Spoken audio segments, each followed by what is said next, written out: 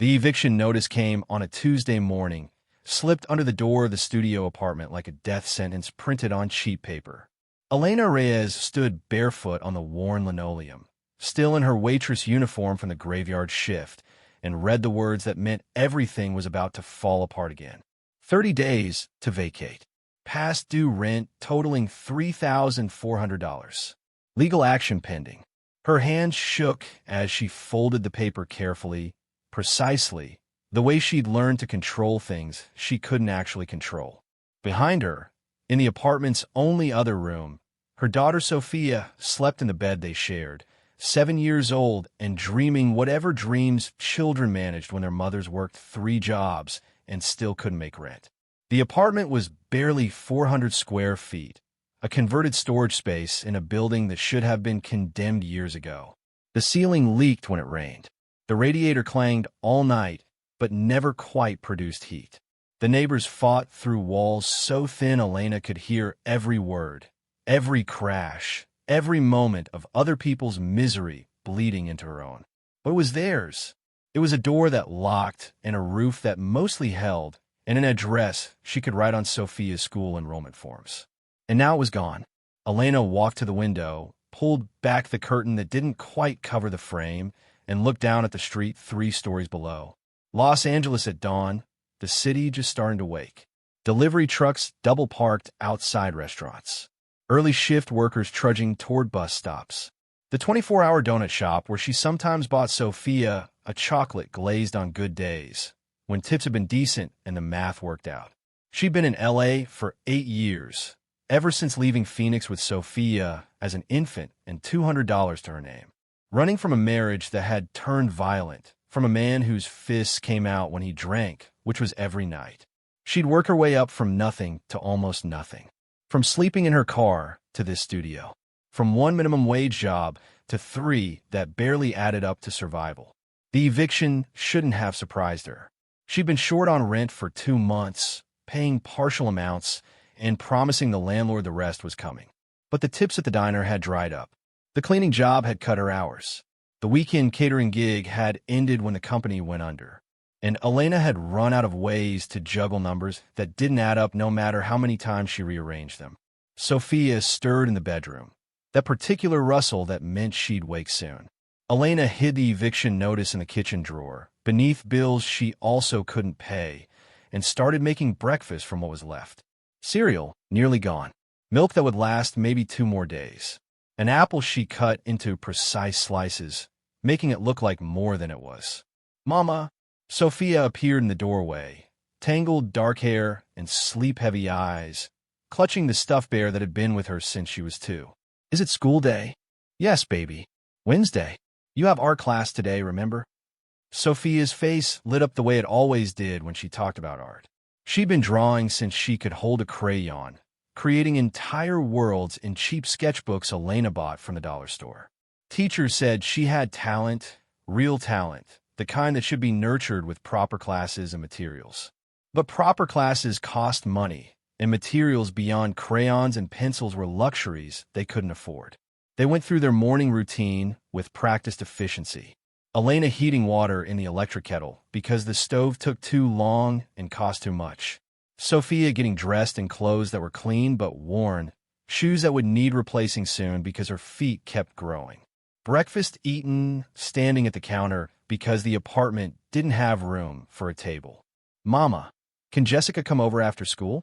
The question Elena had been dreading. Sofia's best friend from 2nd grade, who lived in a house with a yard and parents who both had jobs that didn't require name tags.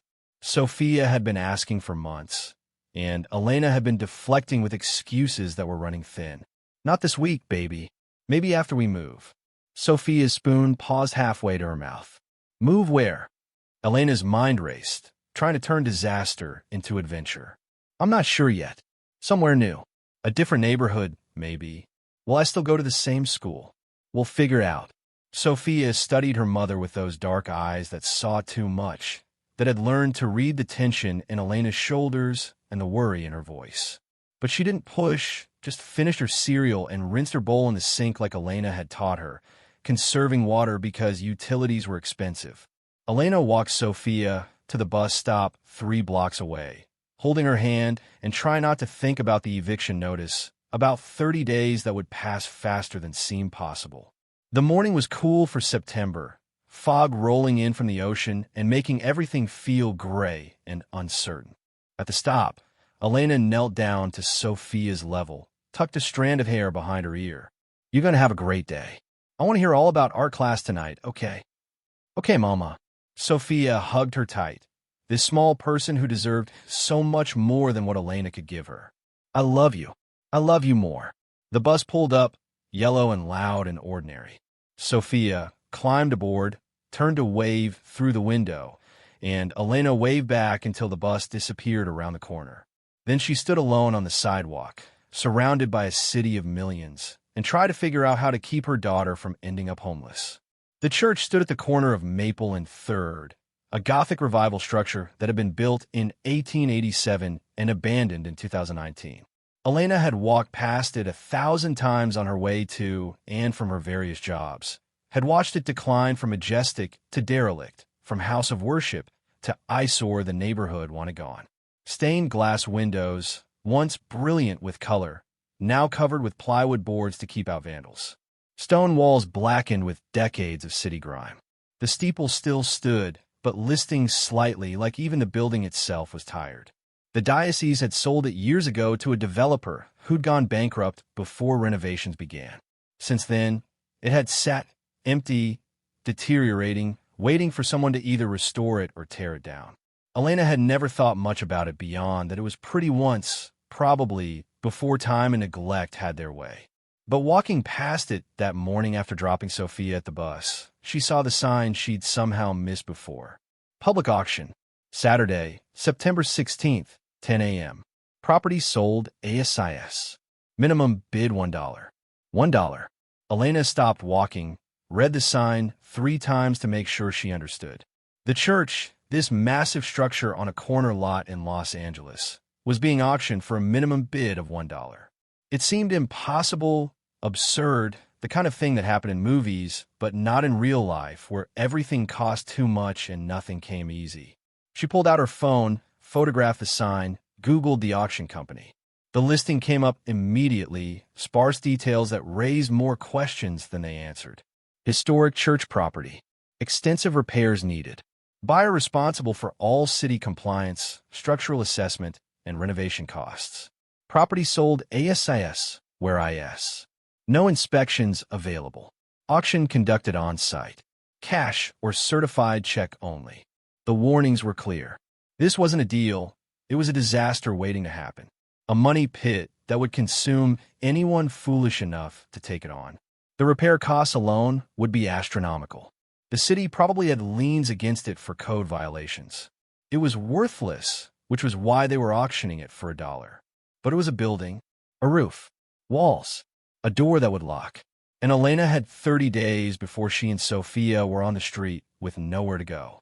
The idea forming in her mind was crazy, desperate, exactly the kind of decision people made when they'd run out of good options and were choosing between terrible ones.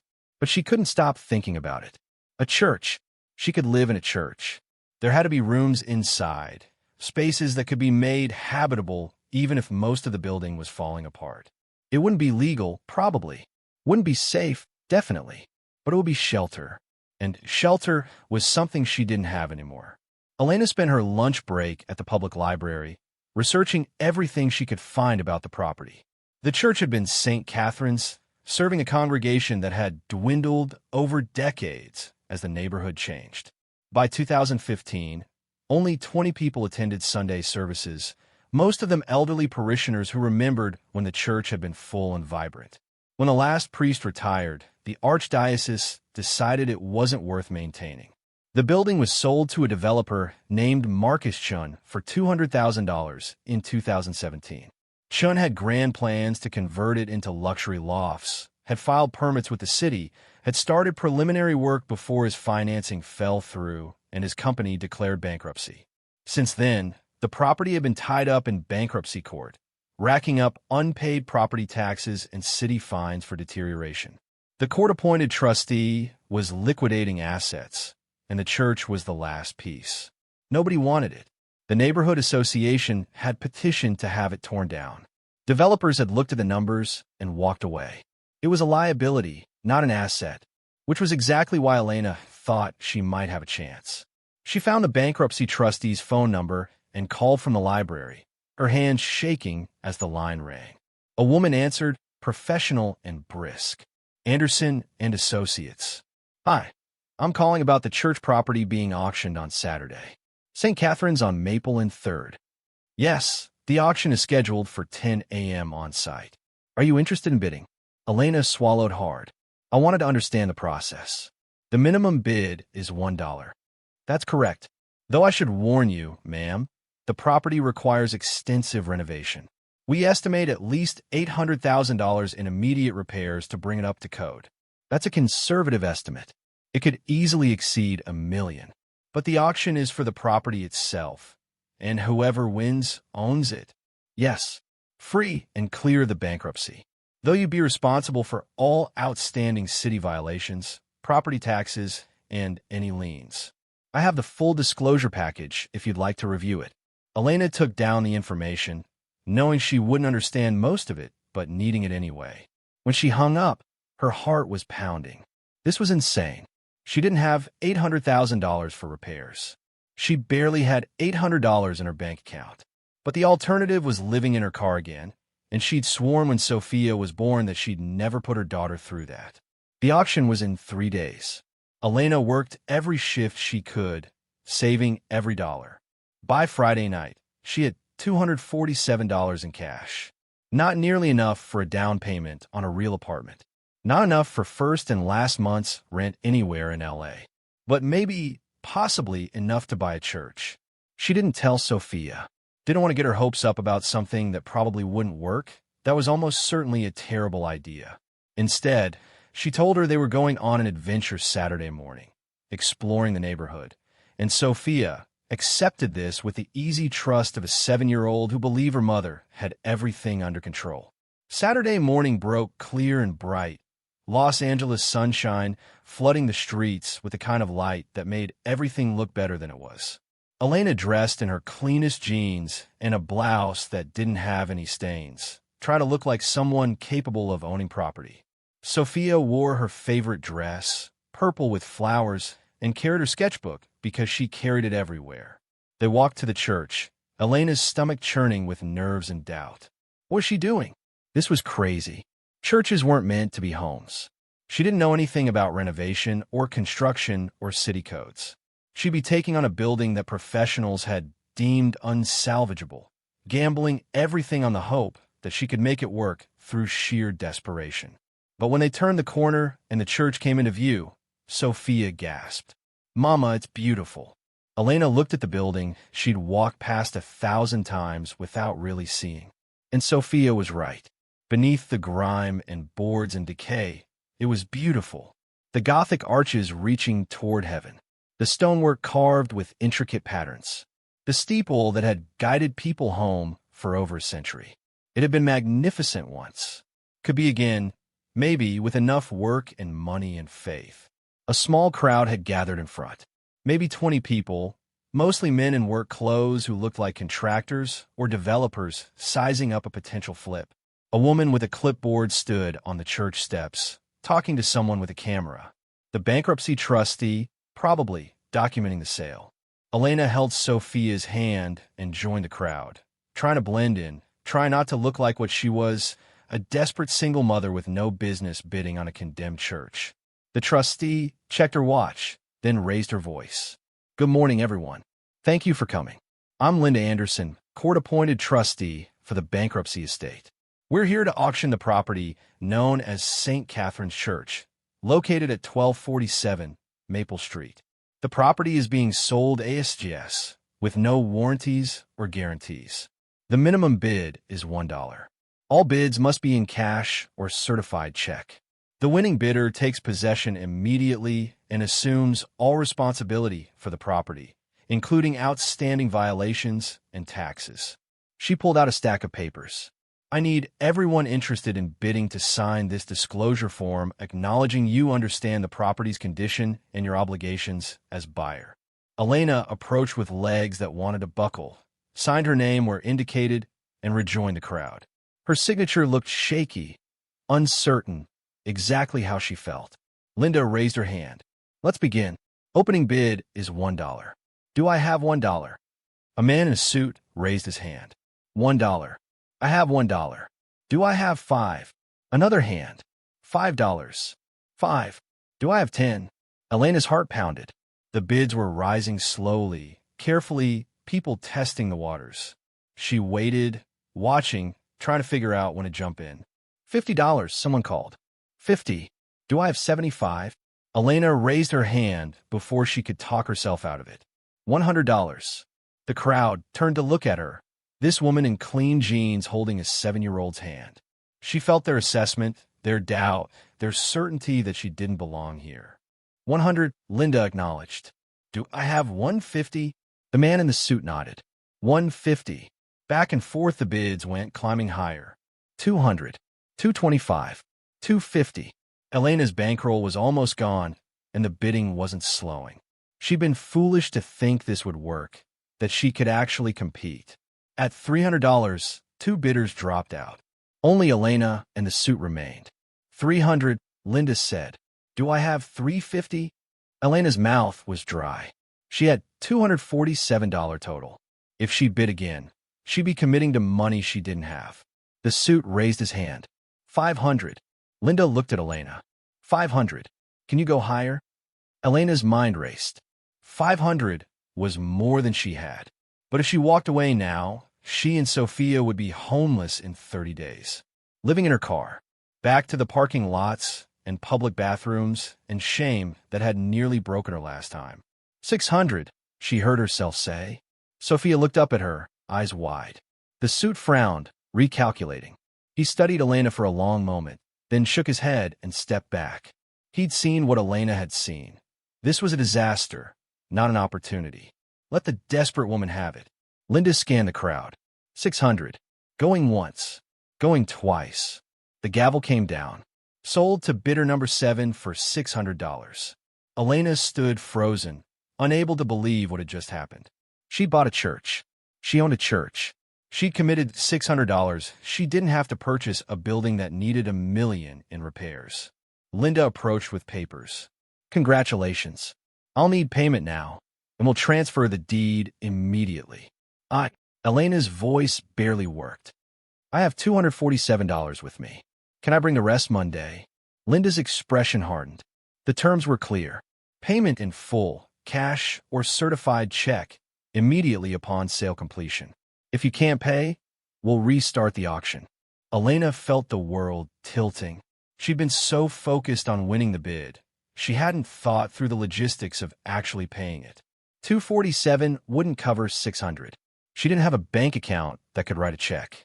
She'd gambled and lost, and now she'd look like a fool in front of everyone. Please, she started, but Linda was already turning away. I'm sorry, but those are the rules. We'll need to. I'll cover it. Both women turned. An older man had stepped forward from the back of the crowd, maybe 70, with silver hair and kind eyes and clothes that suggested money without being ostentatious. He pulled out a wallet, counted out bills. 600, correct?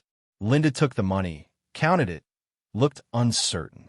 Sir, are you bidding or paying for her? I'm paying her bid. She won it fairly. He handed the money to Linda, then turned to Elena. Consider it a loan. Pay me back when you can. No interest, no deadline. Elena stared at him, unable to process what was happening. I can't accept. You just bought a church with a 7-year-old beside you. I'm guessing you need it more than you need pride. His voice was gentle, not condescending. Take it. Make it work. That's payment enough. Linda completed the transaction with visible reluctance, had Elena sign more papers, handed her a deed that felt impossibly heavy for a single sheet. The property is yours. You need to contact the city about violations within 30 days. Here's a list of outstanding issues. The list was 3 pages long. Structural concerns, code violations, safety hazards. Each line a problem that required money Elena didn't have. The crowd dispersed quickly, contractors and developers moving on to more promising opportunities. Elena stood holding the deed and the violation list. Sofia pressed against her side and tried to understand what she'd just done. The older man approached again, extended his hand. Robert Castellano, retired contractor, lived in this neighborhood 40 years. Elena shook his hand numbly. Elena Reyes. I don't know how to thank you. Don't thank me yet. You just bought yourself a mountain of problems. But his eyes were kind. Why'd you bid on this place? We're being evicted. I needed somewhere to live. Robert looked at the church, then at Sofia, then back at Elena. You planning to live here? I don't know what I'm planning. I just knew I needed a roof. He studied her for a long moment. Come on, let's see what you bought. The front doors were massive, oak planks bound with iron hinges that had oxidized to a dark rust. Robert produced a key from the trustee's packet, fitted it into the lock, and pushed. The door resisted, swollen from years of moisture and neglect, then gave way with a groan that echoed through the empty sanctuary. Light spilled through the open doorway, illuminating dust particles that hung suspended in the air like snow frozen mid-fall. Elena stepped inside. Sofia's hand gripped tight in hers, and felt her breath catch. The sanctuary was enormous, stretching back maybe 100 feet with vaulted ceilings that rose 40 feet overhead. Rows of wooden pews lined both sides, their surfaces dulled by dust, but still solid, still beautiful in their simplicity. The altar stood at the far end, marble-stained but intact, flanked by carved wooden panels depicting scenes Elena couldn't quite make out in the dim light. But it was the windows that stopped her completely. Even boarded from the outside, even with only fragments of sunlight breaking through gaps in the plywood, the stained glass was magnificent. Angels and saints rendered in jewel-toned glass, their faces serene and eternal. Scenes from Scripture flowing across the walls in panels of crimson and sapphire and gold. The craftsmanship was extraordinary, each piece of glass cut and fitted with precision that spoke to artistry more than function. "Mama," Sofia whispered, her voice hushed in a vast space. "It's like a castle." Robert walked the perimeter, his contractor's eye cataloging problems. Roof's got leaks. You can see water damage on the ceiling there and there. Floors bowed in places, probably foundations settling. Electrical's ancient, definitely not up to code. Plumbing's questionable at best. He paused at one of the support columns, knocked on it, listened. Structure seems solid, though. These old buildings, they built them to last. Stone and timber, real craftsmanship. It's damaged, but it's not dead. Elena moved deeper into the sanctuary, her footsteps echoing off stone and wood. The air smelled of mold and age and something else, something like incense long faded but still clinging to the walls. She'd never been particularly religious, had attended church sporadically as a child, but standing here in this wounded space, she felt something shift inside her. This building had held 100 years of prayers, of births and deaths and marriages and ordinary Sundays, when people came seeking something beyond themselves. Generations had walked these aisles, knelt at this altar, looked up at these windows, and found whatever it was they needed to keep going. All that accumulated faith, that hope, that desperate human reaching towards something better. It soaked into stone and glass and wood. And now it was hers. "There's more," Robert said, gesturing toward a door behind the altar. "Sacristy, offices, probably living quarters for the priest. Want to see?" They explored methodically, Robert pointing out problems, while Elena tried not to feel overwhelmed by the sheer scope of what she'd taken on. The sacristy was relatively intact, built-in cabinets still holding vestments that moths had ravaged. The offices were water-damaged, ceiling tiles collapsed, revealing pipes and wiring that looked like they belonged in a museum. But the living quarters on the second floor, accessed by a narrow staircase, were better than she'd dared hope. 3 small rooms that had clearly housed the parish priest. A bedroom with a single window overlooking the street. A sitting room with built-in bookshelves. A bathroom with ancient fixtures but functional bones. The walls needed paint, the floors needed refinishing, the ceiling had water stains, but the space was fundamentally sound. More importantly, it was livable. With work, With cleaning and basic repairs, she and Sofia could actually live here. There's no kitchen, Robert noted, opening a door to reveal a closet. Priest probably took meals in the parish hall or cooked downstairs. You need to build something. I can work with this. Elena's voice was stronger now, less uncertain. The bedroom for Sofia, the sitting room for me, bathroom we can share. It's more space than we have now. Sofia had discovered the bookshelves, was running her hands over the wood with an artist's appreciation for craft. Mama, can I put my drawings here? Yeah, baby. You can put your drawings wherever you want. Robert led them back downstairs, through hallways Elena hadn't noticed before. The church was a maze of rooms and passages, most of them damaged, but some surprisingly intact. A parish hall with a stage at one end, wooden floors scarred but solid. A kitchen that served the hall, commercial-grade equipment rusted, but possibly salvageable. Storage rooms filled with detritus, folding chairs and boxes and forgotten things. And everywhere, signs of the building's slow decline. Peeling paint and cracked plaster. Windows broken or missing. Sections where the roof had leaked so badly the ceiling had collapsed, leaving piles of sodden insulation and rotted timber. The list of repairs Linda had given her suddenly seemed conservative. This wasn't an $800,000 problem. This was easily over $1 million, maybe more. They emerged back in the sanctuary as afternoon light shifted, throwing new patterns across the floor. Elena sat in one of the pews, suddenly exhausted, and tried to process everything. She owned a church.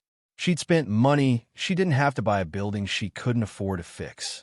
She'd committed herself and her daughter to living in a construction zone that might not even be safe. Robert sat beside her, his presence calm and steady. I know what you're thinking, that you made a mistake, that this is too much. Is it too much? Probably. He smiled, taking the edge off the word. But I've seen people do remarkable things when they don't have a choice. You needed shelter.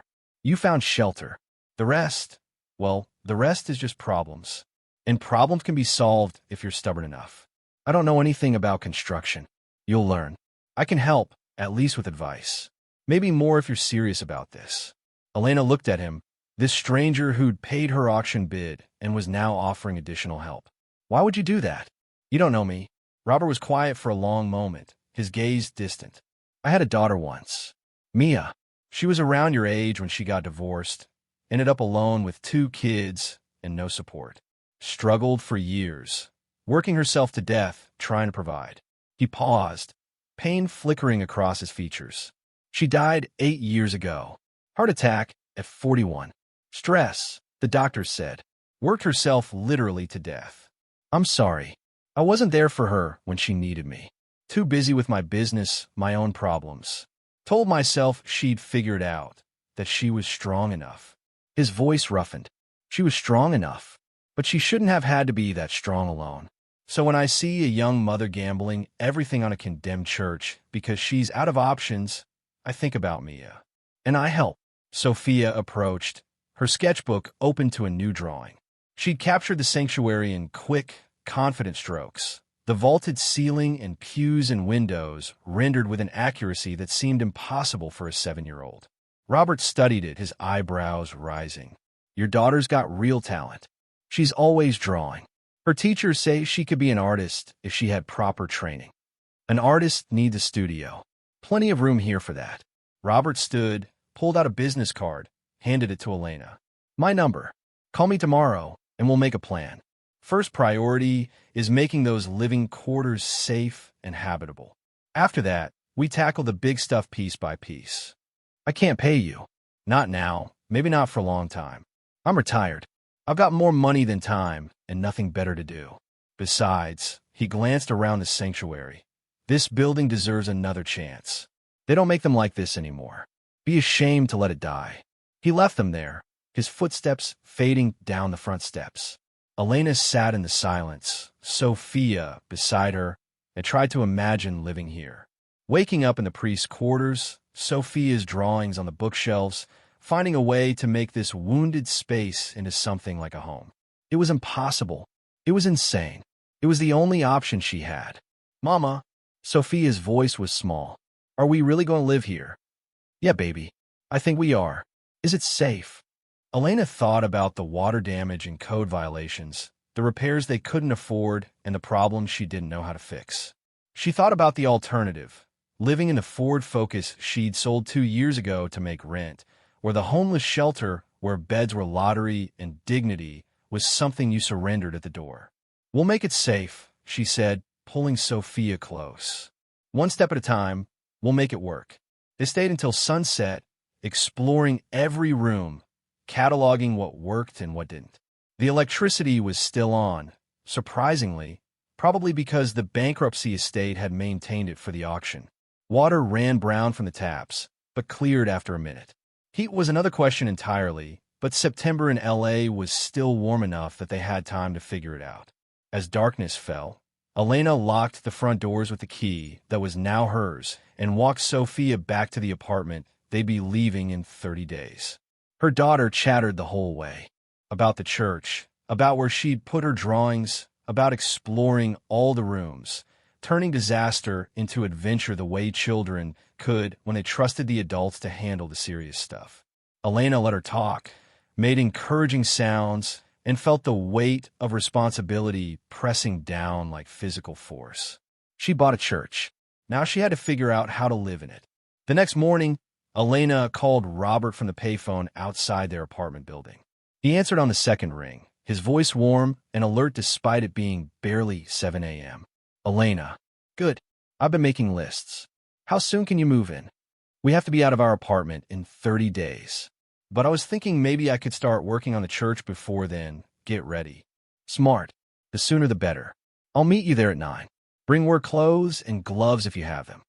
Elena didn't have work gloves, but she showed up at 9 in jeans and the oldest shirt she owned, Sofia in tow, because it was Sunday and school was out. Robert arrived in a pickup truck loaded with supplies, tarps and buckets, cleaning products, and basic tools. First rule of renovation, he said, unloading equipment. Clean before you repair. Can't fix what you can't see clearly. They spent the day cleaning the living quarters.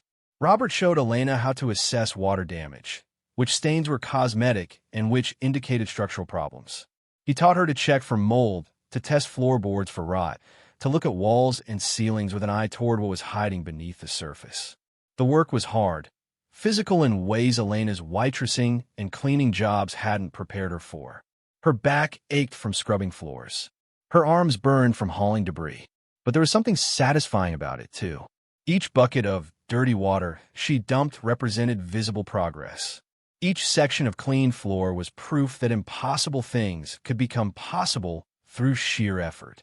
Sofia helped where she could, filling buckets and organizing supplies with the seriousness of someone given important responsibility. She found treasures in the debris, old books with illustrated covers, a crucifix carved from dark wood, a box of rosary beads in a rainbow of colors. She arranged them carefully on a windowsill, creating a small museum of the church's past. By evening, the living quarters looked different. Still damaged, still needing work, but clean, livable. The bedroom window, once grime-obscured, now let in light that painted the walls gold. The sitting room floor, scrubbed of decades of dirt, revealed beautiful hardwood beneath. This is good work, Robert said, surveying what they'd accomplished. Real good. Another few days like this, and you can move in. I still need to figure out a kitchen, and furniture, and about 100 other things. One problem at a time. I've got a buddy who runs an appliance recycling place. Might have a hot plate and mini fridge you can use until you build a proper kitchen. Furniture. Check Craigslist for free stuff. People give away perfectly good things all the time. Elena's phone buzzed. A text from her landlord. Showing the apartment tomorrow at 2. Make sure it's clean. Already replacing her. Already moving on to the next tenant who'd struggle and fail and eventually get the same eviction notice. The cycle was endless. People churning through spaces that cost too much and offered too little, never quite able to get ahead. But Elena was getting out. She had a church. It was damaged and overwhelming and possibly the worst decision she'd ever made, but it was hers. Nobody could evict her from property she owned. The next 2 weeks blurred together in a haze of work. Elena kept her jobs, working nights at the diner and mornings at the cleaning service, then spending afternoons at the church with Sofia after school. Robert showed up most days, teaching her basic repairs, helping with projects too big or complex for her to handle alone. They fixed the bathroom plumbing, replacing corroded pipes with PVC that Robert assured her was temporary but functional. They patched the worst of the ceiling leaks with roofing tar, a Band-Aid on a bigger problem, but enough to keep rain out of the living quarters. They installed a hot plate and mini fridge Robert's friend provided, creating a makeshift kitchen in what had been a closet. Other people started appearing.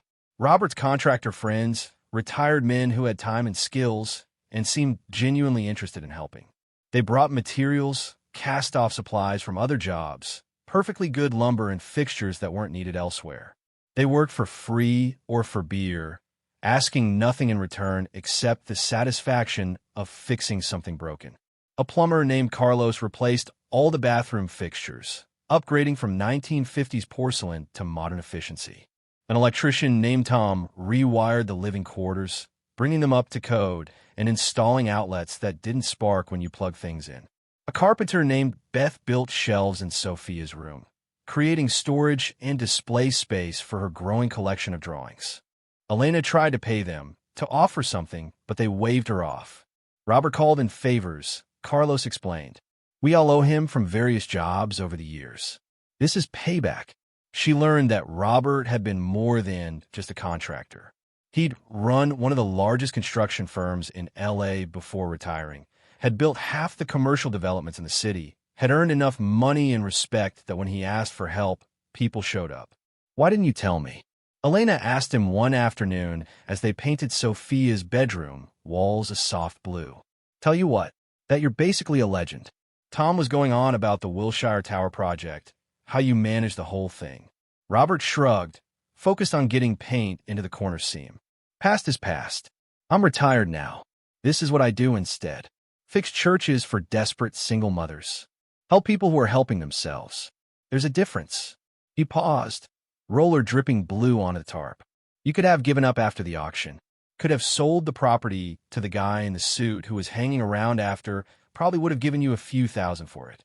But you didn't. You showed up every day and worked. That's worth supporting. The apartment lease ended on a Wednesday.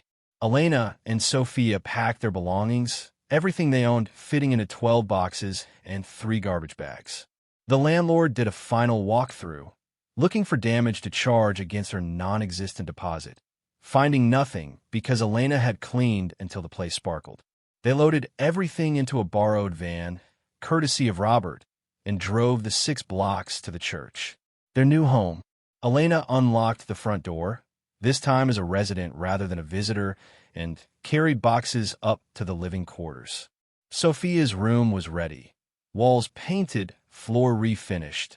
Her drawings already hung in frames Robert had provided. The bed was from Craigslist, mattress donated by a neighbor who'd upgraded.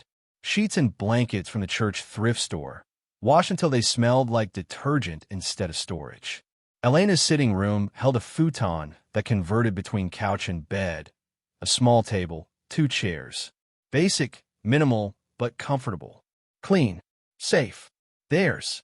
That first night, Elena made dinner on the hot plate, pasta with Jared sauce because it was cheap and filling. They ate at the table by the window, looking down at Maple Street as the sun set and streetlights flickered on. Mama, Sofia twirled pasta on her fork, thoughtful. Is this forever? Are we going to stay here? I don't know about forever, baby, but for now, yeah. This is home. I like it. It feels big and small at the same time. Like we have our own space, but there's more if we need it. Elena understood exactly what she meant.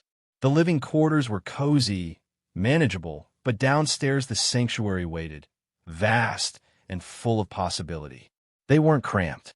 They had room to breathe, to expand, to become more than they'd been allowed to be in 400 square feet of converted storage. After dinner, after Sofia was asleep in her room with a mountain of stuffed animals she'd accumulated over 7 years, Elena stood at the window and looked out at the neighborhood. Los Angeles stretched in all directions. Millions of people living their lives in apartments and houses and shelters and streets. She'd made it out. Barely. By her fingernails and desperation and Robert's unexpected kindness. But she'd made it. She owned property in Los Angeles. She had a home that couldn't be taken away by a landlord's whim or a rent increase she couldn't afford. The church stood around her, damaged but standing, wounded but not dead. And Elena felt a kinship with it. This building that had survived a century of change and neglect, that refused to fall despite every reason to give up. They'd restore each other. Maybe she'd fix the building and the building would fix her, give her the stability and security she'd been chasing for 8 years. It was ridiculous thinking a condemned church could heal anything. But standing in the dark with city lights, painting patterns on the walls, Elena let herself believe it anyway. The problem started small, almost manageable, before escalating into something that threatened everything. The first issue was the city inspector who showed up unannounced on a Thursday morning. Clipboard in hand, an expression suggesting he'd seen everything and none of it impressed him. Elena was at work, but Robert was there overseeing Tom's work on the electrical panel. Elena Reyes, city code enforcement, received a complaint about illegal occupancy of a condemned building. Robert, to his credit, didn't lie. Owners living in the upper quarters were working on bringing everything up to code. Alfonso toured the property with increasing concern, documenting violations faster than Robert could explain the renovation timeline. By the time Elena arrived, called frantically by Robert, Alfonso had compiled a list that ran to 7 pages. "Miss Reyes," he said, "not unkindly, you can't live here. The building's condemned. No certificate of occupancy, no legal residential use. I'm issuing a notice. You have 72 hours to vacate. I own this building. I bought it legally. Ownership doesn't equal occupancy rights. You need permits, inspections, city approval. Until then, living here violates multiple codes. I'm sorry, but that's the law." Elena felt the world tilting again, the ground that had seemed solid suddenly turning to quicksand. She'd escaped one eviction by buying a church, only to face another from the city itself. Robert stepped in, his voice calm but firm. "Alfonso, be reasonable. She's a single mother who needed housing. We're actively renovating, bringing everything up to standard. Give us time to get the permits filed. Time isn't mine to give. The law's the law." Alfonso handed Elena the citation. 72 hours. After that, if you're still here, we start fines. $500 per day. And eventually, we'll forcibly remove you. He left.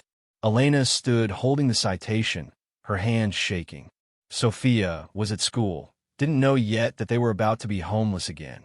Didn't know that her mother's desperate gamble had failed. "We'll fight this," Robert said immediately. "I know people at City Hall. We can expedite permits, get inspections scheduled. Alfonso's not wrong about the law, but there's usually flexibility for good faith renovations. I don't have money for permits. I don't have money for anything. I spent everything on cleaning supplies and basic repairs. Then we find the money. I can loan you." "No." Elena's voice was sharp, then softer. "You've already done too much. I can't keep taking from you." "It's not taking, it's accepting help. It's the same thing." Elena folded the citation carefully, precisely. "I need to figure this out myself." She called in sick to work, something she never did because shifts missed were tips lost. Spent the afternoon at City Hall, navigating a bureaucratic maze that seemed designed to wear down anyone without money or connections. Permit applications required fees she couldn't pay. Inspections required scheduling months in advance. Code compliance required repairs she couldn't afford. Every office redirected her to another office. Every clerk quoted regulations without offering solutions. By the time she left, she had a stack of forms she didn't understand and a crushing certainty that the system was rigged against people like her. That night, she told Sofia about the citation, about the possibility they might have to leave. Sofia took it with the same quiet acceptance she'd learned in 7 years of instability, and that broke Elena's heart more than tears would have. "It's okay, Mama. We'll figure it out. We always do." But Elena was tired of always figuring it out. Tired of scrambling and struggling and barely surviving. Tired of systems that punished poverty, that made it illegal to be desperate, that offered no path forward for people without resources. She bought a church for $600 and gambled everything on making it work. And she was going to lose anyway. The second problem arrived in the form of her brother Marcus, who she hadn't spoken to in 3 years, not since he'd borrowed $2,000 for emergency car repairs and disappeared without paying it back. He showed up at the church on Friday evening, expensive suit and rental car, suggesting success she knew was probably illusory. Marcus had always been good at appearances, at looking like he had his life together while quietly falling apart. "Elena, heard you bought a church. Had to see it myself." "How did you hear?" "Mom mentioned it. Said her daughter was living in a condemned building with her granddaughter." His tone suggested their mother's disapproval, which was nothing new. Elena hadn't spoken to her mother in 5 years, not since she'd taken Marcus's side in the loan dispute. Elena didn't invite him in, stood in the doorway, blocking access. "What do you want, Marcus? Can't a brother check on his sister?" "Not this brother. Not without an agenda." His smile slipped slightly. "Fine. I heard about the church. Did some research. Property records show you own this outright. Prime location, corner lot, could be worth serious money if developed properly. It's not for sale. You haven't heard my offer. I'm working with some developers, high-end condo conversions. This location is perfect. We'd tear down the church, build luxury units, probably 30 units minimum. You'd get 10% of profit. Could be $200,000, maybe more." Elena stared at him. "You want me to sell the church so you can tear it down? It's condemned anyway. You're getting evicted by the city. Might as well cash out while you can. Get out." "Elena, be smart about this.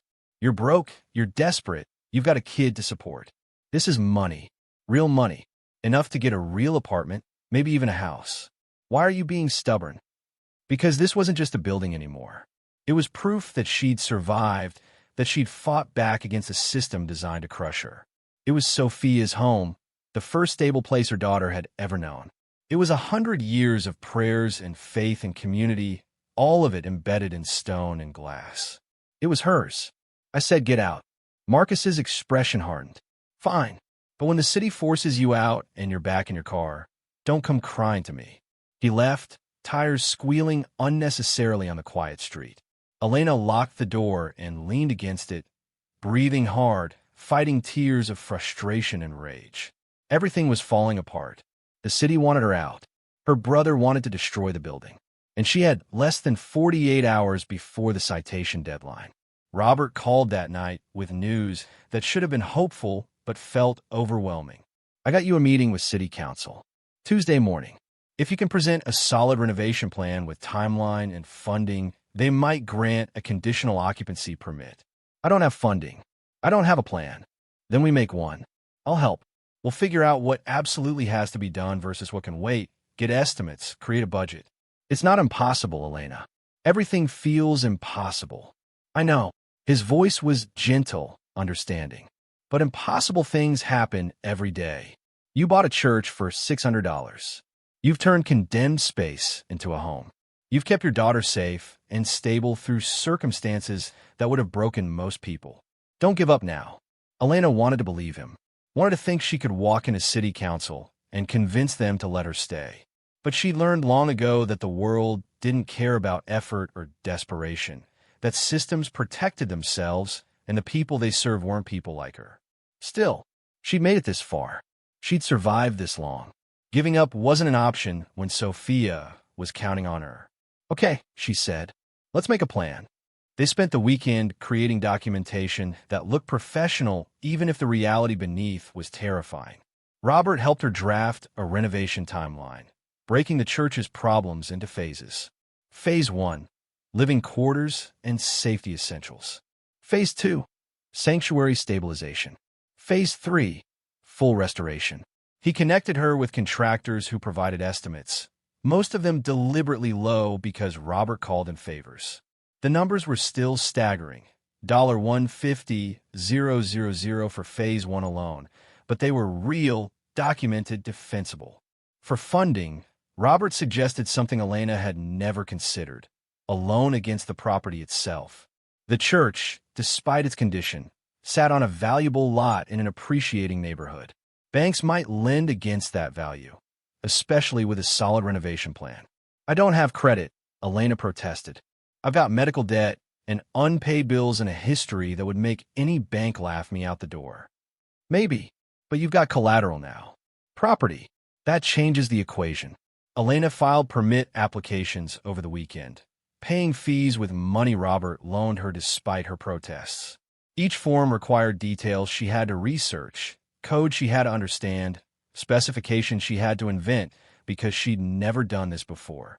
By Monday night, she had a folder full of documents that looked like a real plan created by someone who knew what they were doing. The reality was more desperate. A single mother faking competence and hoping nobody looked too close, but sometimes appearance was all you had. Tuesday morning, Elena dressed in the only professional outfit she owned, a suit bought for a job interview 3 years ago that hadn't worked out. She braided her hair back, wore minimal makeup, tried to look like someone who could be trusted with a renovation project.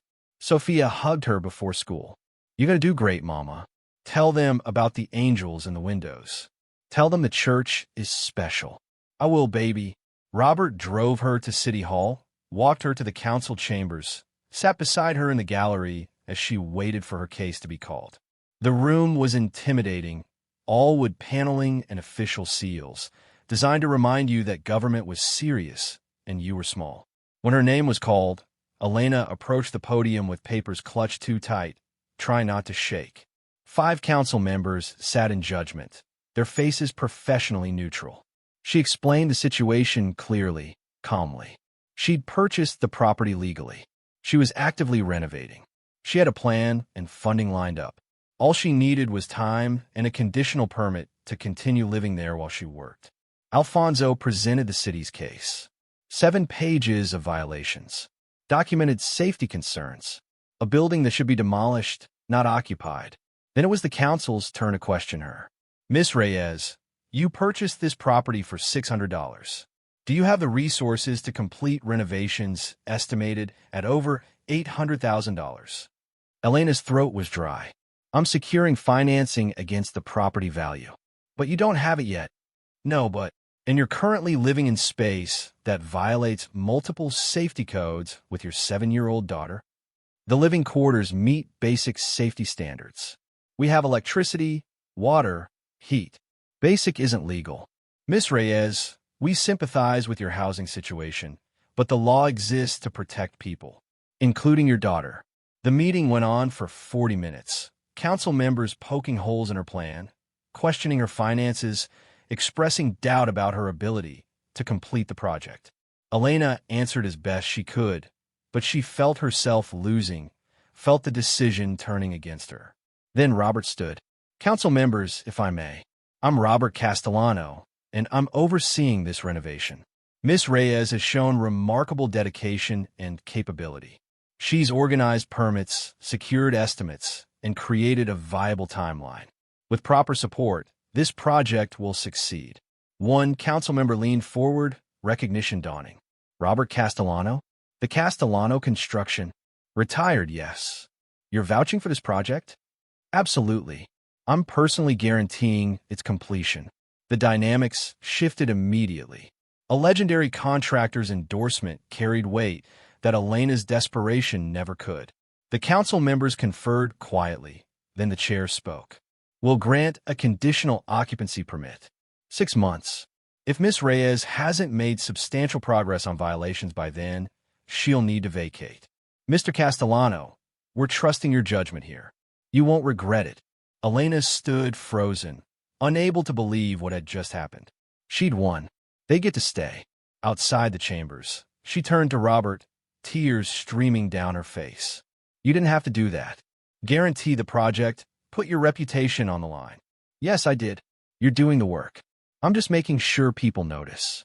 But it was more than that, and they both knew it. Robert had tied his credibility to her success. If she failed, if the renovation fell apart, his reputation would suffer. He'd gambled on her the way she'd gambled on the church. And now neither of them could afford to lose. The conditional permit bought them time, but time without money was just a slower path to the same cliff edge. Elena worked every shift she could get, double shifts at the diner that left her feet aching and her back screaming. The cleaning service offered her early morning office buildings for AM starts that meant she barely slept. She took it all, squirreling away every dollar toward the renovation Robert kept saying was necessary. But the money accumulated too slowly. $20 here, $50 there, amounts that felt significant when she was saving them, but laughable compared to the $150,000 phase one required. At this rate, she'd need a decade to save enough. The 6-month deadline would pass long before she had what she needed. Sofia felt the strain, became quieter, more careful. She'd wake to find her mother already gone, working the morning shift. She'd come home from school to find her mother frantically cleaning the church, or studying building codes, or filling out loan applications that all came back denied. "Mama, you're tired all the time." "I'm okay, baby. You don't look okay." Elena wanted to argue, but she'd seen herself in the bathroom mirror. The weight she'd lost because feeding Sofia came before feeding herself. The dark circles that makeup couldn't hide anymore. The exhaustion that had settled into her bones like a chronic condition. She was breaking herself to save the church. And some nights, lying on the futon that never quite felt comfortable, she wondered if Marcus had been right. If she should just sell to the developers, take the money, find a real apartment in a building that didn't require hundreds of thousands in repairs. But then she'd wake up to Sofia's drawings on the walls, to sunlight streaming through stained glass she could see from the living quarters window, to the knowledge that this space was theirs in a way nothing had ever been before. And she'd get up and work another shift and keep fighting. 3 months into the conditional permit, Robert sat her down at the small table in her sitting room, his expression serious. "Elena, we need to talk about money. I'm working on it. I've saved almost $3,000, which is incredible given what you're dealing with. But it's not enough, and we both know it. The 6-month deadline is going to come, and if you haven't made substantial progress, the city will force you out." Elena's hands clenched around her coffee mug. "So what do I do?" "I've applied to every bank in LA. They all say the same thing. No credit history, no steady income that meets their threshold, property too damaged to justify the loan. There might be another option." Robert pulled out a folder, spread documents across the table. "Historical preservation grants. The church is over 100 years old, architecturally significant. If we can get it listed on the historic register, there's grant money available for restoration." Elena scanned the papers, her hope rising then falling as she read the fine print. "This requires architectural surveys, historical documentation, applications that take months to process. We don't have months. We have 3, and I know people who can expedite things." Robert's voice was steady, certain. "Elena, you need to trust me. I've done this before, helped restore historic buildings. It's bureaucratic and slow, but it's possible. What if it doesn't work? Then we find another way. But giving up isn't an option. You're too close to making this work." That night, after Sofia was asleep, Elena walked down to the sanctuary. She did this sometimes when the pressure became too much, when she needed space to breathe and think. The vast room was dark except for moonlight filtering through gaps in the boarded windows, painting silver stripes across the floor. She sat in a pew halfway back, the wood solid beneath her, and let herself feel everything she'd been pushing down. The fear, the exhaustion, the desperate hope that any of this would work. She wasn't religious, had never been particularly faithful, but sitting here in the darkness, she found herself praying anyway. Not to God, exactly, but to whatever force had put her in that auction crowd on that specific Saturday. To Nathan or fate or random chance that had given her this building, this impossible opportunity.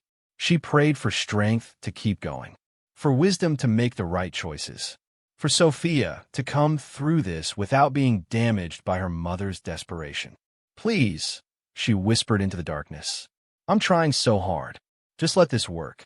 The sanctuary offered no response, just silence and shadows and the weight of a century's accumulated prayers. But something shifted in Elena's chest, some small easing of the pressure. She'd made it this far.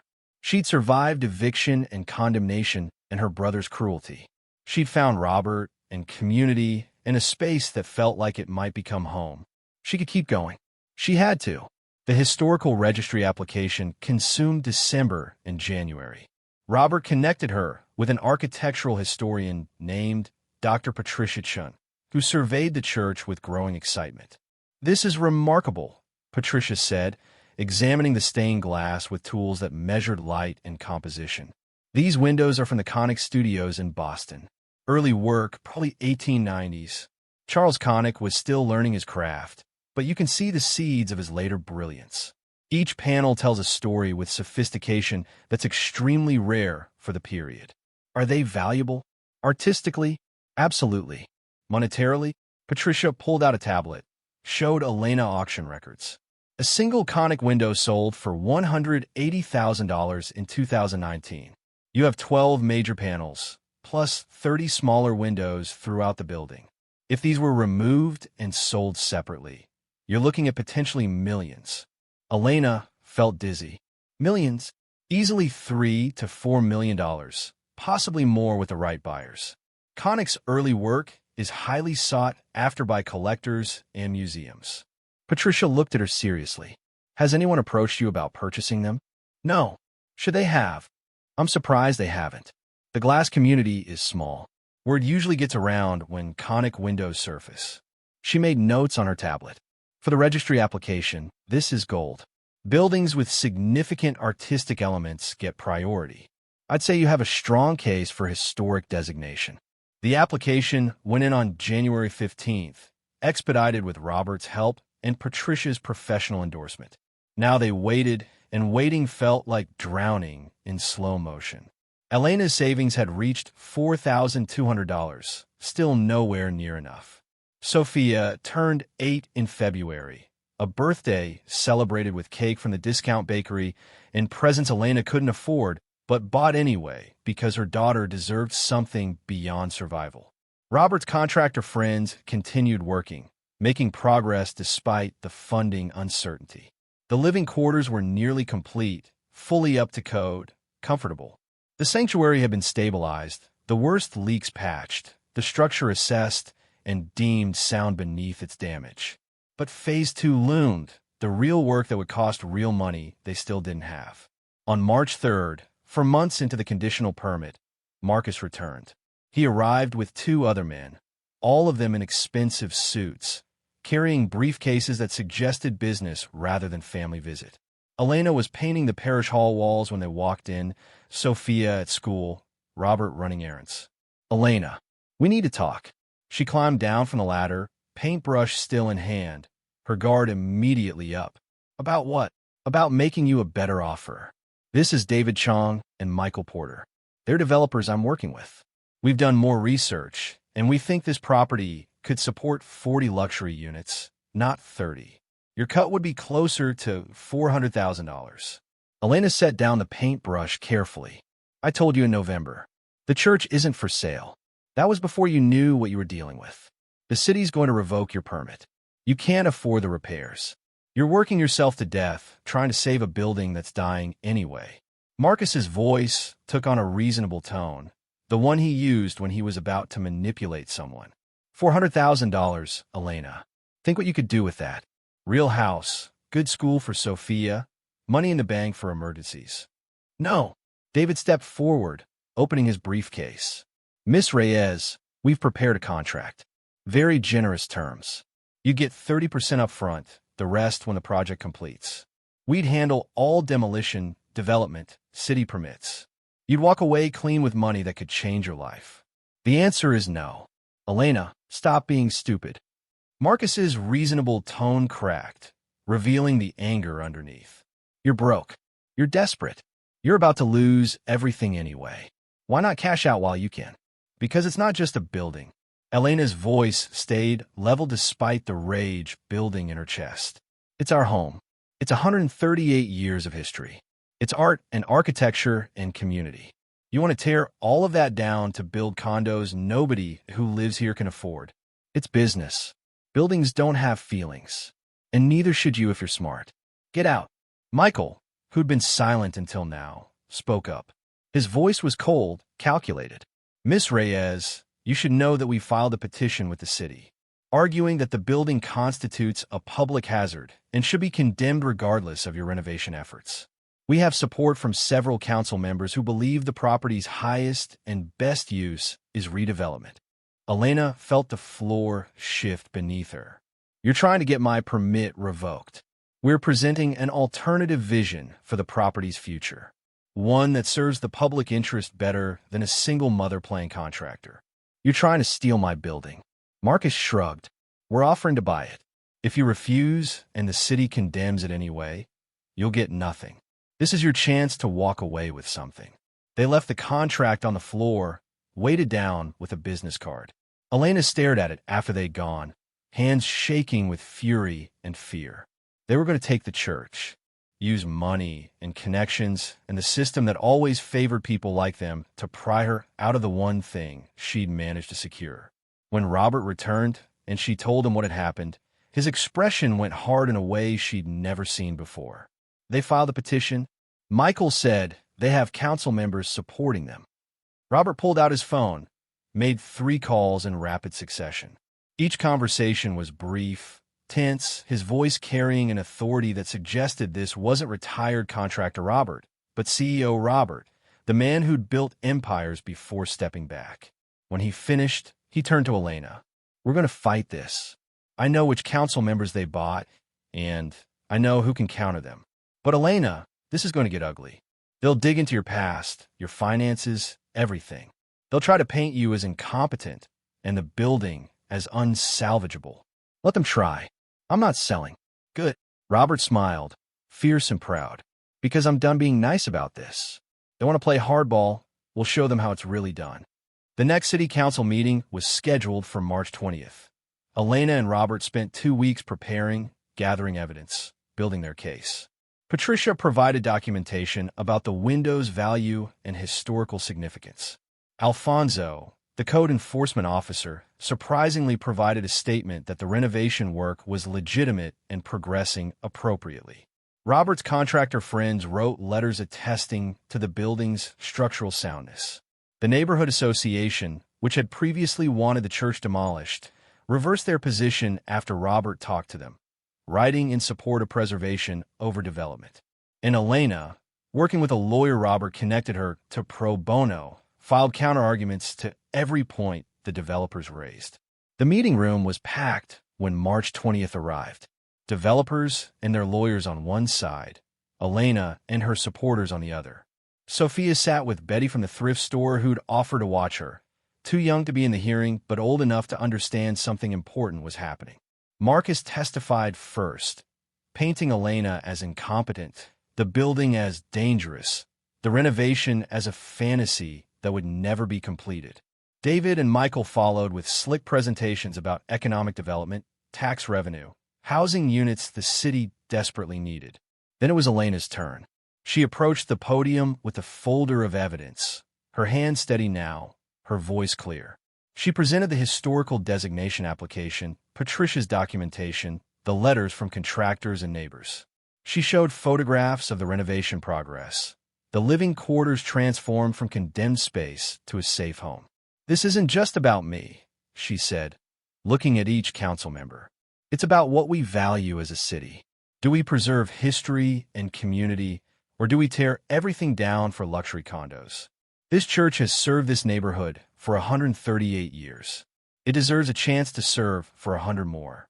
Robert testified next, his reputation carrying weight that Elena's passion couldn't. I've renovated dozens of historic buildings. This project is viable. Miss Reyes has shown exceptional dedication and capability. The developer's petition is about profit, not public safety. Don't let them destroy something irreplaceable. The council deliberated for 20 minutes that felt like hours. Elena sat with her hands clenched in her lap, trying not to hope too hard, trying not to imagine what would happen if they lost. Finally, the chair spoke. We've reviewed the evidence. While the developer's proposal has merit, we don't find sufficient grounds to condemn the property. Miss Reyes has made substantial progress on her renovation. The conditional permit will remain in effect, extended for an additional 6 months to allow completion of Phase 1. Elena's breath rushed out in a sob she couldn't quite suppress. They'd won. The church was still hers. Marcus stormed out, David and Michael following. Elena saw her brother's face as he left, saw the rage and resentment there, and felt something break between them permanently. Whatever tenuous family connection had existed, it was severed now. He'd tried to destroy her home for profit, and she'd never forgive that. Outside the chambers, Robert hugged her tight. You did it. You fought them and won. We did it. I couldn't have without you. Sofia ran to her, and Elena scooped up her daughter, held her close, breathed in the scent of her shampoo, and felt the solidity of her small body. This was why she fought. This was what mattered. Not the building itself, but what it represented: stability, security, a future that wasn't constantly threatened. The historical designation came through on April 2nd, making St. Catherine's officially protected. With it came grand opportunities Elena had never dreamed possible. $75,000 for window restoration, $50,000 for structural stabilization, another $40,000 for historical documentation and preservation. It wasn't the full $150,000 Phase 1 required, but it was close. And banks, seeing the grants and the designation and Robert's backing, suddenly became willing to talk about loans. Not huge amounts, but enough to bridge the gap. By May, Elena had secured financing. Real money in a real account, designated for specific repairs. Robert helped her hire contractors, proper professionals who worked quickly and well. The sanctuary came alive with activity, scaffolding and tarps, and the sound of restoration. The windows were the crown jewel. A team from Boston, specialists in historical glass, spent 3 weeks carefully removing, cleaning, and restoring each panel. Elena watched them work with Sofia beside her, both of them mesmerized by the transformation. Grime that had accumulated over decades was gently cleaned away, revealing colors so brilliant they seemed to glow from within. Crimson robes on saints, sapphire skies behind angels, gold halos that caught sunlight and threw it across the sanctuary in pools of liquid light. When the first restored window was reinstalled, unboarded for the first time in years, the sanctuary transformed. Light poured through the glass, painting everything in jeweled colors.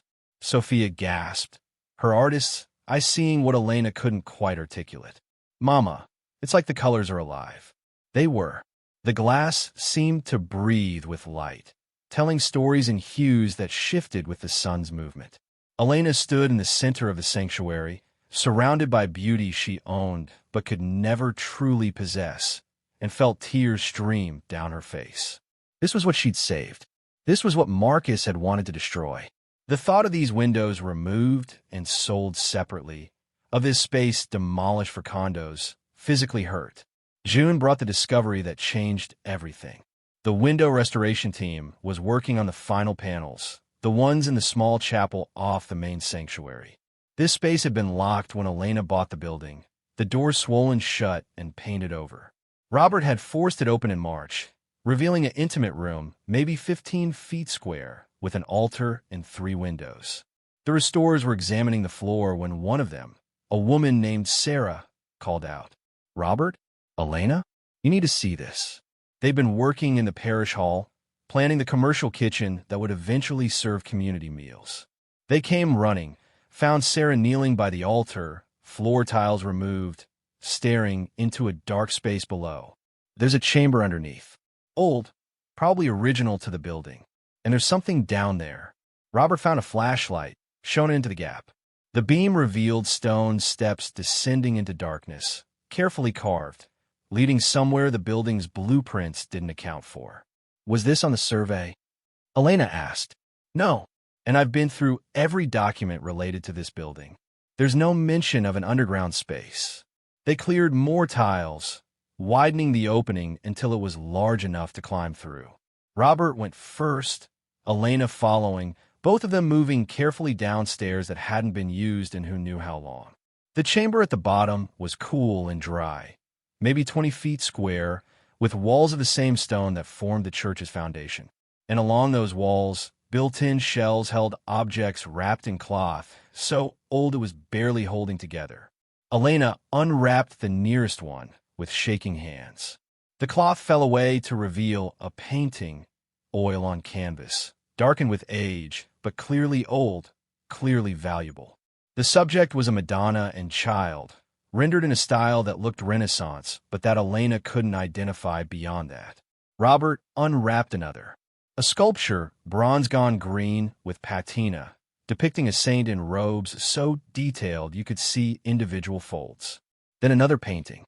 Then a box of coins that gleamed gold even in the flashlight beam. They worked methodically, cataloging what they found, neither of them speaking because words felt inadequate. Paintings and sculptures. Religious artifacts made from precious metals. Books so old their pages were brittle. Illuminated manuscripts with gold leaf still bright after centuries. At the back of the chamber, in a niche carved into the stone, they found a wooden box. Inside, wrapped in silk that had somehow remained intact, was a letter. Elena unfolded it carefully, the paper crackling with age. The handwriting was careful, old-fashioned, dated June 3rd, 1882. To whoever finds this collection, I am Father Dominic Ashford, and I have spent 30 years gathering these items for preservation and protection. Each piece was purchased legally, often from families fleeing persecution, from churches facing destruction, from collectors who needed funds during hard times. I saved them from being lost or destroyed, and I hid them here in the crypt beneath my chapel where they would remain safe regardless of what happened above ground. This collection represents art and faith from 5 centuries, from a dozen countries, all of it endangered, all of it worth preserving. I leave it in God's hands, trusting that whoever discovers it will understand the responsibility of stewardship. These are not merely valuable objects. They are humanity's heritage, our connection to those who came before, proof that beauty and faith transcend time. If you have found this, I pray you are worthy of the trust. Protect what I have protected. Preserve what I have preserved. And perhaps, if circumstances allow, share these treasures so others may experience their beauty and meaning. Father Dominic Ashford, St. Catherine's Church, June 3rd, 1882. Elena's hands shook so badly Robert had to take the letter before she dropped it. This has been here for 143 years. Hidden, forgotten, waiting. They climbed back up with a single painting, the Madonna and Child that Elena had unwrapped first. Robert drove them directly to Patricia Chen's office, calling ahead to say they needed her expertise urgently. Patricia examined the painting for 10 minutes in silence, using tools and magnification and expertise Elena couldn't begin to understand. When she finally looked up, her expression was stunned.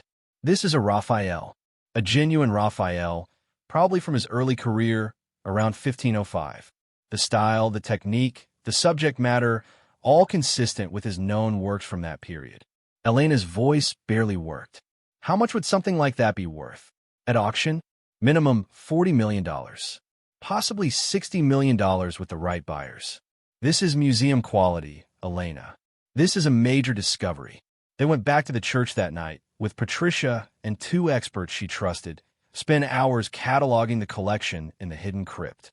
Each item photographed, examined, documented. The inventory grew with each object unwrapped. 14 paintings by masters ranging from Renaissance to Baroque. 8 sculptures in bronze and marble. 43 illuminated manuscripts, some dating to the 13th century. Religious artifacts made from gold and silver and precious gems. Coins from empires that no longer existed. Patricia worked quickly but carefully, her assessment becoming more awed with each discovery. When she finished, she compiled the list with shaking hands. Conservative estimate, selling through proper channels, authenticated and documented. $592 million. Elena sat down on the stone floor because her legs wouldn't hold her anymore. $592 million. Hidden beneath a church she'd bought for $600. Left by a priest who died before she was born, trusting that whoever found it would be worthy of the responsibility. "What do I do?" she whispered. Patricia's voice was gentle. "First, we secure it. This needs professional storage, climate control, security. Second, we authenticate everything properly. Third, you decide what you want to do with it. I don't understand. I own this. You own the building and everything in it. This collection has been abandoned for over a century. No heirs, no claims, no legal complications. It's yours, Elena. All of it. Robert drove them home at midnight, the car silent because neither of them knew what to say. Sofia was asleep at the neighbors, would need to be picked up, but Elena sat in the church sanctuary and tried to process what had happened. She'd been working 3 jobs to save $4,200. She'd been fighting to secure loans for $150,000 in renovations. She'd been terrified about making it through the 6-month deadline. And beneath her feet the entire time, there had been $592 million worth of art and artifacts hidden and waiting. The irony was almost painful. She'd been so desperate, so completely focused on survival, that she'd never thought to look deeper, to wonder about spaces the blueprints didn't show. Father Dominic had hidden his collection so well that it had survived 143 years of the building's history, waiting for someone desperate enough and determined enough to find it. Sofia woke up when Elena carried her to bed, sleepy and confused. "Mama? What's wrong?" "Nothing's wrong, baby. Everything's right. Everything's perfect. Did something good happen?" Elena kissed her daughter's forehead, breathed in her warmth and solidity and trust. "Yeah, baby. Something really good happened. I'll tell you about it in the morning." But she stayed awake all night, standing at the window, watching the city lights spread across Los Angeles like stars fallen to earth.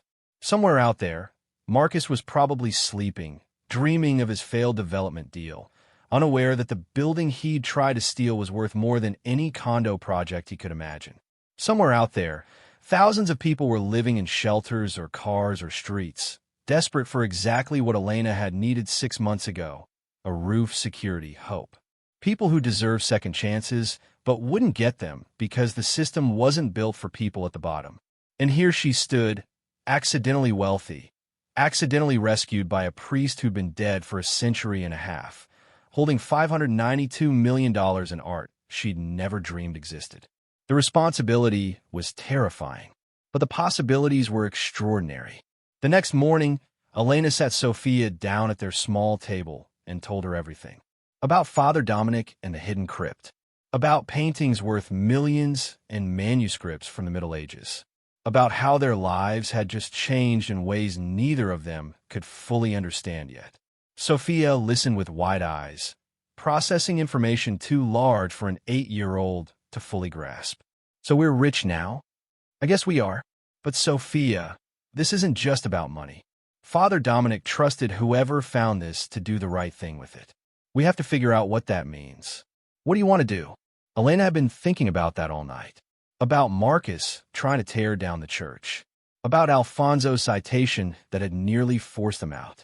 About Robert's unexpected kindness and the contractors who'd worked for free in the neighborhood that had rallied around them once they decided she was worth supporting. "I want to restore the church completely. Make it beautiful again. And then I want to open it to the community.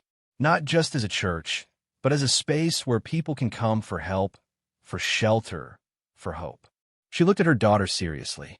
"I was desperate 6 months ago. There are thousands of people in LA just as desperate right now. If we have this money, we should use it to help them. Like Father Dominic helped people by saving their art. Exactly like that. He preserved what mattered. We can do the same thing, just with people instead of paintings." Sofia thought about this, her young face serious. Then she smiled, that bright, uncomplicated smile of childhood that still believed in happy endings. "I think Father Dominic would like that." The authentication process took 3 months. Patricia brought an expert from museums and auction houses, specialists who examined each piece with tools and knowledge that verified what they'd found. The Raphael was genuine. So were the other paintings, the sculptures, the manuscripts. Every single item in Father Dominic's collection was real, properly documented, legally Elena's to keep or sell as she chose. The Raphael alone sold for $58 million at Christie's in September, bought by a museum in Dubai that wanted the prestige of owning such a significant work. 3 other paintings went to various institutions for a combined $87 million. 5 sculptures sold to private collectors for $42 million. Elena kept the rest. The illuminated manuscripts went to the UCLA library on permanent loan, where scholars could study them and students could see them. The religious artifacts were displayed in the church itself, behind proper security, part of a small museum open to the public. The coins and precious metals she sold for melt value, converting history into liquid assets she could use immediately. That alone generated $31 million. By December, Elena had $218 million in the bank after taxes. The renovation of St. Catherine's was fully funded, with $174 million remaining for the foundation she was building. Marcus called once after the Raphael sale made international news. "Elena, I saw the coverage. I had no idea."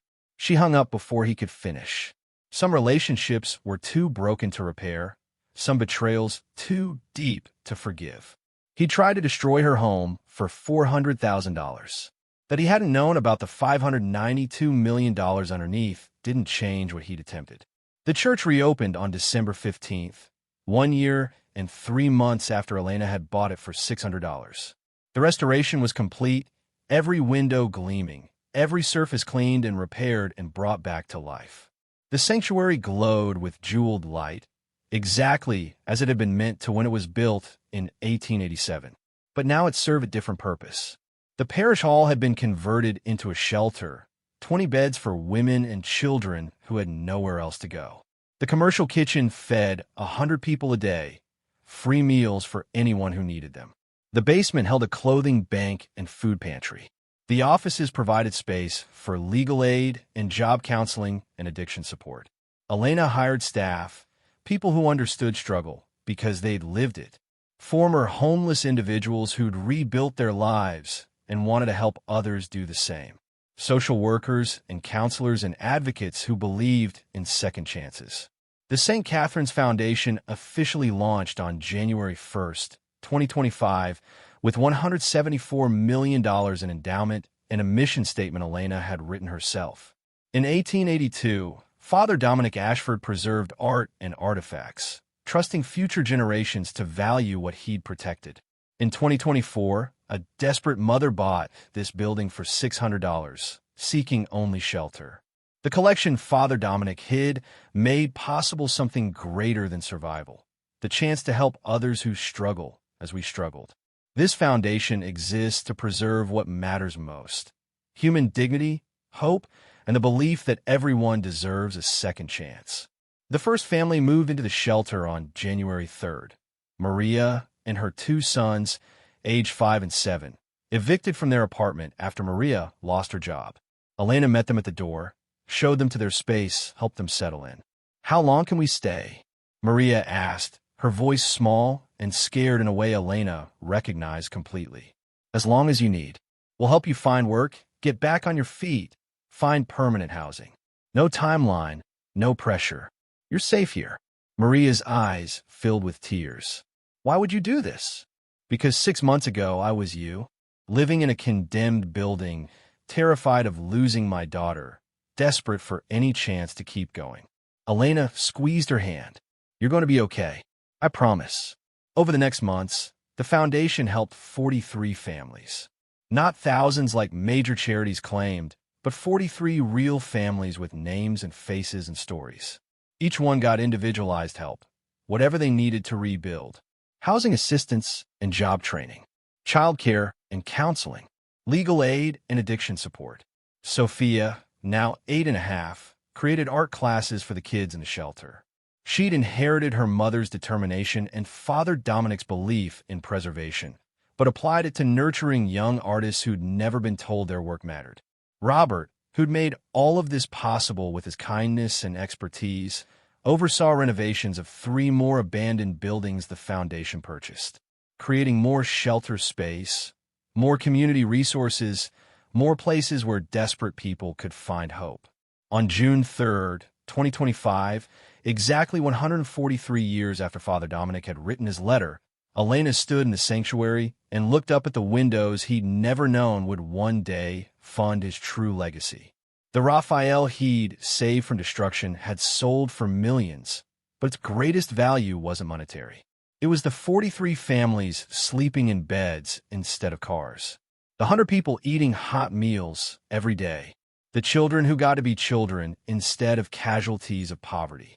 Sofia stood beside her, sketchbook open to a new drawing.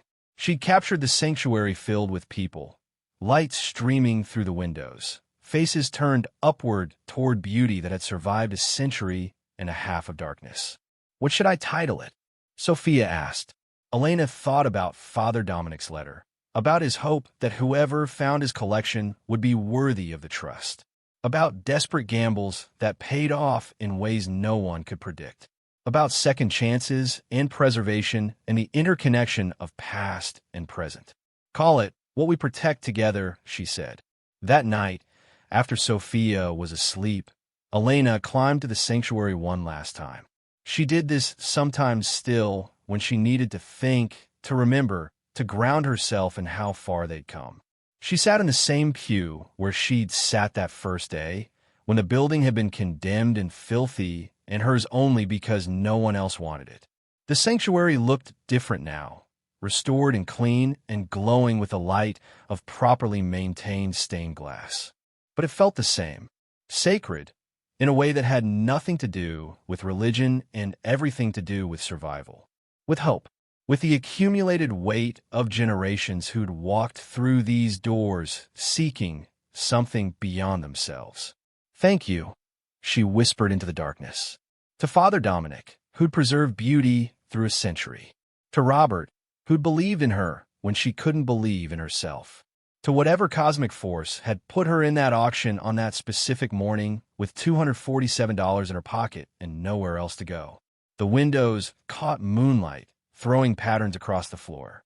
Crimson and sapphire and gold, colors that had survived wars and depressions and decades of neglect. Colors that would continue surviving long after Elena was gone, telling their stories to whoever would listen.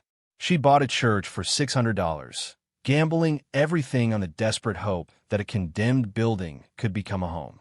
She found $592 million hidden in its walls, wealth beyond imagination. But that wasn't the real treasure. The real treasure was Sofia, safe and thriving and creating art in a space that was permanently theirs. The real treasure was 43 families rebuilding their lives because someone gave them a chance. The real treasure was community and connection and the proof that sometimes, impossibly, the system's edges had cracks where desperate people could slip through into something better.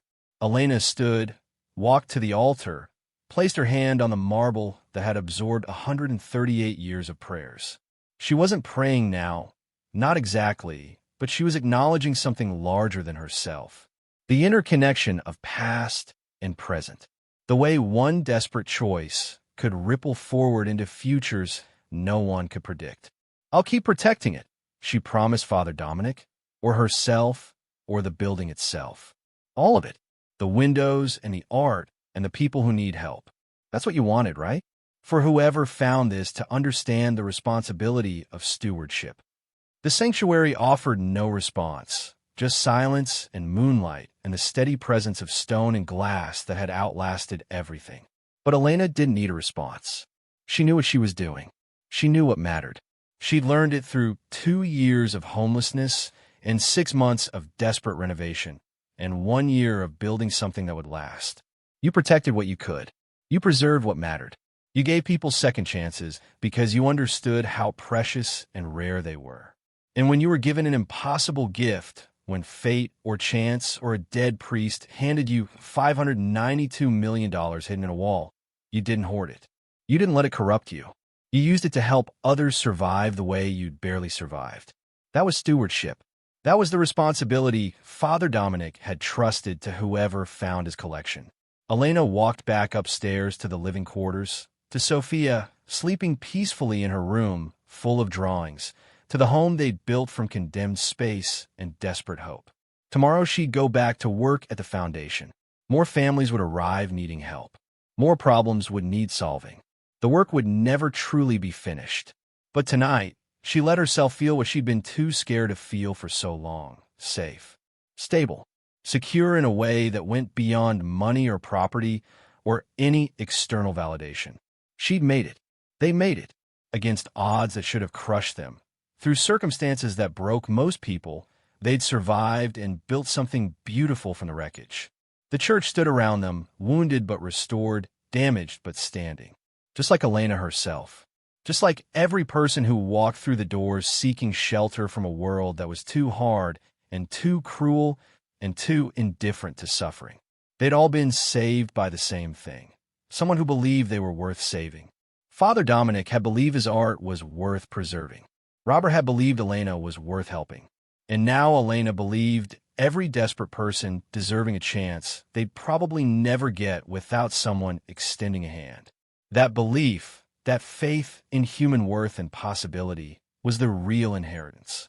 The $592 million was just the tool that made acting on it possible. Elena climbed into bed, pulled the covers up, and closed her eyes. In the morning, more work waited. More families to help. More lives to rebuild piece by patient piece. But for now, for tonight, she let herself rest in the space she'd fought so hard to create. A home built from $600 in desperation. A foundation funded by hidden treasure. A life transformed by refusing to give up when giving up was the only logical choice. The church settled around her with the small sounds of old buildings at night. Somewhere in the shelter, 43 people slept safely. Somewhere in the city, thousands more still struggled. And tomorrow, Elena would continue the work Father Dominic had started 143 years ago. Preserving what mattered. Protecting what was precious. Proving that sometimes, rarely, impossibly, the desperate gambles paid off in ways that changed everything. Thank you so much for watching until the end. If you love this story, check out the other videos on your screen now. I think you'll really enjoy them. And don't forget to subscribe if you haven't already. See you in the next story.